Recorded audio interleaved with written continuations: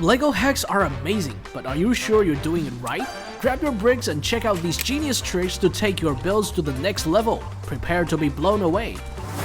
If you place cheese slopes like this and add a window frame, you can easily build a beautiful stained glass window. Another way is to insert the glass into the frame like this, but the arch is actually a Lego mudguard that usually seen on cars. But wait, there's one more. Use the mudguard to create the mouth of a Lego Magikarp. Back to the stained glass, here I use a turntable base, which is typically used in rotating builds like this battleship turret. The guns move synchronously thanks to tiles with bars that hold them in place. Perfect for making a dandelion too. Look, a dandelion must be the last one of the season. You can easily build 4 stands using tiles with bars, attach the antenna, and you get an old-fashioned TV. Or you can use it to attach a hose to a Lego car. When you build a Lego switch that clips onto the Joy-Cons, it also uses tiles with bars. Attach a feather piece onto the tile and you've got a quill pen and ink set. You can hand the Lego suit with a tile with bar or use it as a doorknob. Here comes John Wick, and now he needs his gear. He opens the wardrobe and his guns appear, courtesy of the mechanism hidden behind the wall. Then he has to collect the coins, which are hidden beneath the floor. Using tiles with bar, you can make a wine barrel lie horizontally on a shelf leaning against the wall in a witch's secret dungeon. Here you can remove the headpiece and attach it to a tile to create a potion bottle. Then you can remove the crocodile's tail and turn it into a pot with aloe vera. This is a Lego tire, but with a little magic I'm going to turn it into a cauldron. Squeeze a round brick in to form the bottom, and the cauldron is ready to boil up some mystic soup. I use ruby pieces for the soup, and a skeleton minifigure is all set to stir it with a bone. It's the witch's servant, and it works really hard. You can see the ruby pieces rolling. And if you detach the headpiece and place a crystal ball on the barrel, you can create a jump scare scene. This is made possible with a simple lever. The crystal ball can also be a way of transportation. The witch stands on it and it rolls forward, taking her to the potion bottles on the shelf. No ladder needed. Speaking of the skeleton, it lost its head, but with a Lego frog piece, you can combine them to create a really cursed skeleton creature. Now the dungeon is fully operational. They're probably making some secret potion with the collection of teeth on the wall. Lego toothpieces may seem ordinary, but did you know they can be used to make a banana? Or even the horns of a Viking helmet? Or how about making a shuriken dart for a Lego ninja?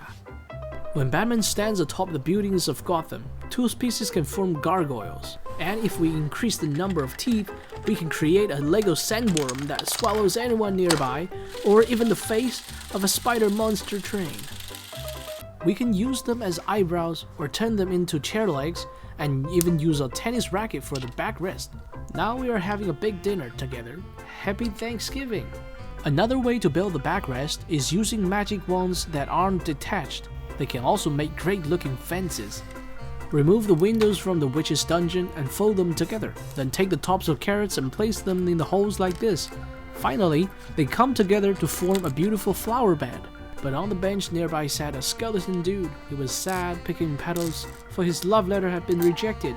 The only thing accompanying him was a little rat eating cheese under the cold street lamp. Next, let's do some illegal building. Take a Lego tire, place it inside and clip it on tightly. Okay, you've got yourself a cool Chinese lantern.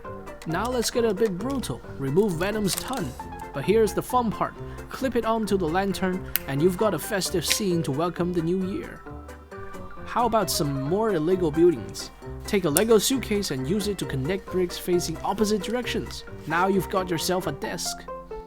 Suitcases can do even more. Use them to create drawers and they fit perfectly in this cupboard. They look even better when paired with this wine shelf, which is made from Lego neck brackets. Neck brackets are super useful when you want to create dynamic effects for minifigures, like this combo attack from Thor and Iron Man. Turn the knob and Thanos will block their mighty strike with his weapon. The neck bracket can also be used as a monitor stand. If you remove the handle from a Lego bucket, it turns into a drawer. And with a little twist, you can turn the bucket into a potted plant. Moreover, with a bit of force, you can use the handles as chair legs. See if you can count all the illegal building techniques in this video. Also, the handle works perfectly with toilet paper, but be careful when cleaning a Lego toilet, it might just be a trap. The bucket can also form the head of a Lego cameraman. Put a stud into the bucket and it looks like a bucket of blue paint. This is a heater and this minifigure is painting the wall of his room. I built a mechanism to motorize his movement. The brush handle can be used as part of the jetpack. This is James Bond, and I am setting him up.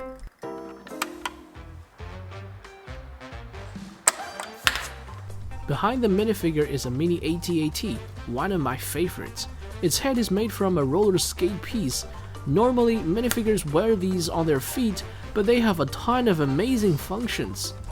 For example, if you stack 3 skate pieces like this, you get a smooth surface on all 6 faces. And if you squeeze skate pieces into the gap of Lego plates, you can make a brick with studs in 2 directions.